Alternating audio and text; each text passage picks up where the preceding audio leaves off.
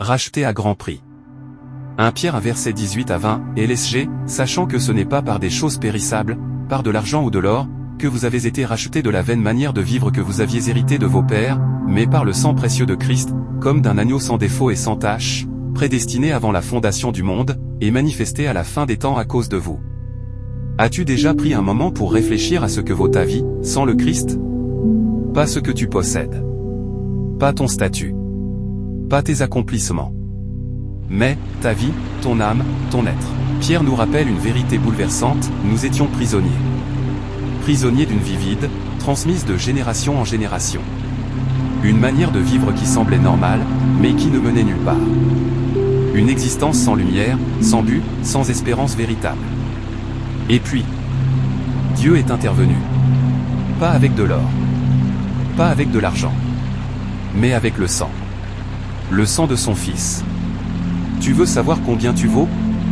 Regarde la croix. Le prix payé pour toi n'était pas matériel.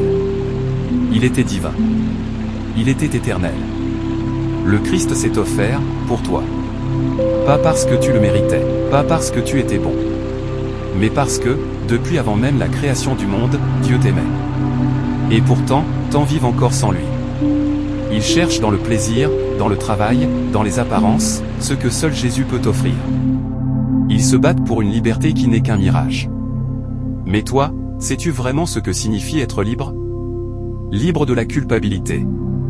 Libre de la peur. Libre de la vaine manière de vivre. Sans le Christ, la vie est un souffle qui s'éteint. Une course sans ligne d'arrivée. Un cri étouffé dans le vide. Mais avec lui, chaque pas, chaque larme, chaque souffle, a un sens. Alors, pose-toi la question, vas-tu encore vivre comme si le sang de Christ n'avait jamais coulé? Ou vas-tu enfin répondre à cet amour inouï, et marcher dans la lumière de celui qui t'a racheté, à un prix incalculable?